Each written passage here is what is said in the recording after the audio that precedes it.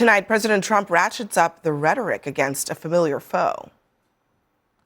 I love this Ilhan Omar, whatever the hell her name is, with the little turban.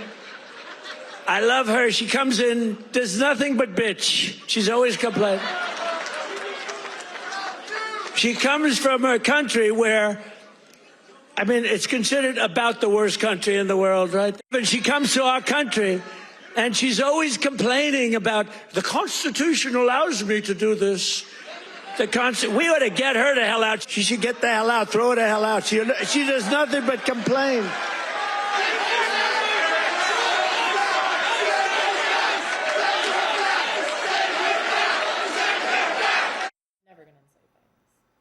And that's not all. He also revived an old remark that he made behind closed doors back in 2018 about shithole countries. Listen to this. Why is it we only take people from shithole countries, right? Why can't we have some people from Norway, Sweden, just a few? Let us have a few. From Denmark, do you mind sending us a few people? Send us some nice people, do you mind? But we always take people from Somalia, places that are a disaster, right? Filthy, dirty, disgusting, ridden with crime. The only thing they're good at is going after ships. Now, I just want to remind you that when those comments were reported by CNN, by the Washington Post, by other outlets, the White House, Trump denied it. Let me just play that denial. Did you see what various senators in the room said about my comments? They were me. No, I'm not a racist. I am the least racist person you have ever interviewed. That I can tell you. I remember that well. You were there? Yeah, I remember. And there were some senators that were at the White House that day and came back and reported what he had said. Dick Durbin and others. Yeah, Chuck Schumer was in that meeting. Yeah, and that's the difference between the first term and the second term. The first term, he would deny, no, I've never said that. Right. He'd say it, but he wouldn't admit to saying it. Now, it's just out in the open. It is out in the open. I'm thinking about what you were saying in that last segment because this feels like exactly what you were referencing. No, it's true. And of course, 100 years ago, they were saying that about precious Irish brothers and sisters, Jewish brothers and sisters, Italian brothers and sisters, please. Polish. No. Samuel Beckett forever. But so that this is just a cycle. It's a human thing. You know, we're all human beings. We got to keep track of the organized hatred and weaponized greed and institutionalized indifference toward the weak and vulnerable. These moral and spiritual issues are perennial. Every generation has to come to terms with it. Thank God 100 years ago, voices that were moral and spiritual spoke out against it and called it for what it was. It's just hatred. This is revenge. This is xenophobia. But when you say that, you don't put them outside of the human race. They're still continuous with us. They're just the worst in us because that same hatred and same greed is inside of us. It's in the civil war and the battlefield of our own souls every day. We have to fight it every day. And if we don't die every day, as biblical text says, you got to die. You got to fight that greed and hatred every day. If you don't, you're going to slide down a slippery slope.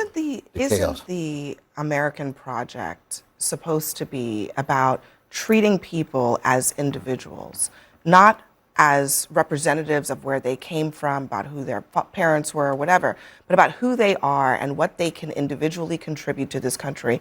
However, what Trump is doing there is basically saying you are worthless if you come from a part of the world that he doesn't think has value.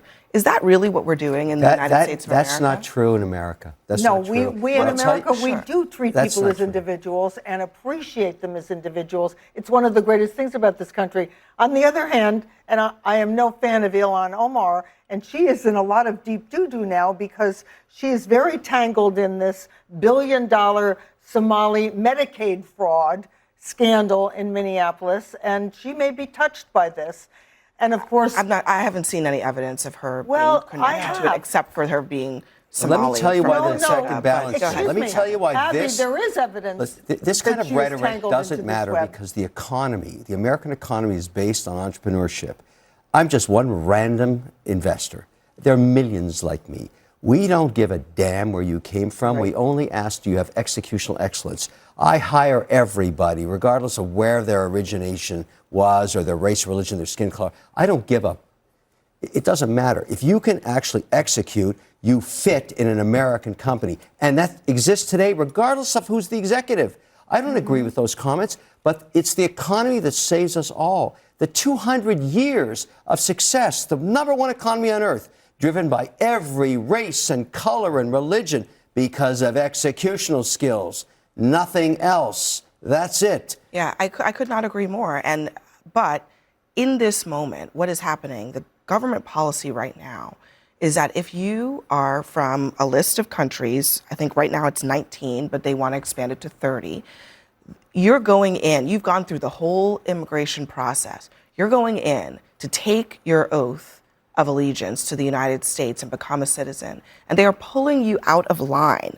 The executive director of an immigration organization says, we have 15 clients whose oath ceremonies have been canceled. They were fully vetted and approved. We have others whose interviews have been canceled. They're all from those 19 countries. How is that not punishing people for things that they themselves did not do, but that other people who happen to be from the same country might have done? And this is all political. It's a distraction. I'll go back to your comment about the economy. People that were watching that rally, even the people standing behind, at the end of the day, all they care about is the economy. Can they pay their bills right now? Can they afford the squeeze that they are feeling every single day? Donald Trump doesn't like to tackle things that are difficult. Healthcare, inflation, tariffs, dealing with foreign countries. These are tough issues, policy issues. So what does he do? He makes fun of people. He goes after people, particularly women, and particularly women of color, which is just so offensive on so many levels that he goes after female journalists. He goes after members of Congress. You see him doing it with Nancy Mace, with Marjorie Taylor Greene, and I'm naming Republicans right now. It's a perpetual problem and pattern that he has, and it's a distraction from the economy, which he is failing on. I do believe that people coming in from certain countries that have posed terrorist risks to us in the past should be more adequately vetted. And if listing the countries and saying people coming in from these countries must be more thoroughly researched, more thoroughly verified before they're admitted to this country, I have no problem with that, because the president is also responsible for the national security of this country. But the thing is, though, you see, that even all the gold in the world, no matter how many golden calves you have, you can't have an economy unless you're also rich in the things money can't buy. Integrity, honesty. You can't even have a contract if you're dealing with gangsters. You can't even have a relationship if you're dealing with thugs. You can't have a capitalist economy without some notion of contract with people that you engage in, you have some trust in. That's the kind of stuff money can't buy. Businesses are judged by those rules every day. That's right, rule of law. They're judged by, if you are an immoral issuer and you don't believe in your customers and you do things that are not right with them, you get canceled in 2 seconds. But even your own partners in business, if you can't trust them, if not persons of integrity, honesty. That's why the economy works. It's very transparent. But there's a spiritual and moral dimension of that that's not reducible to just having money. That's why you're at the table. Excuse me, you're telling me you can live without money? I'm not saying that. I'm saying having a problem with that one. I'm not saying that. I'm saying that no economy can survive without some notion of trust and I don't think you integrity would that disagree allows. with that, right, I'm sorry, Kevin? but this economy's really surviving. It's the #1 economy on Kevin, earth. I don't think you would disagree for with 200 what he's You years. got 20% of the people Kevin, in poverty too. I don't think you would know, disagree with what he's That's a saying smaller fundamentally, which percentage is in that most countries. that everything Well, in this depends on country which is based on countries, you know. trust. Right? Yeah, but Business is based that's on built trust. into That's the what he's system. saying. But Yeah. any time, listen, I love the narrative you're going with, but I keep reminding people it's a very simple metric, extremely measurable, cannot be denied. 52 cents of every dollar on earth every day comes to America for only one reason. People want to invest in this economy. With all of its faults, all of its problems, it is the #1 destination for money from everywhere. So if they had concerns about trust, they'd put it in North Korea or maybe Cuba. How about Venezuela? I love that place. So the whole point is there's a reason you can measure this. You can debate it. I love that. Right, But right. the numbers don't lie. Number uno every year for 220 years. One quick rest my thing, case, Your Honor. One quick thing on the immigration piece. Tonight, CNN called the Miami mayor's race for Eileen Higgins. She's a Democrat, the first Democrat in 30 years, Republicans hemorrhaging Cuban support because Cuba, alongside Haiti, alongside Somalia, are on that list.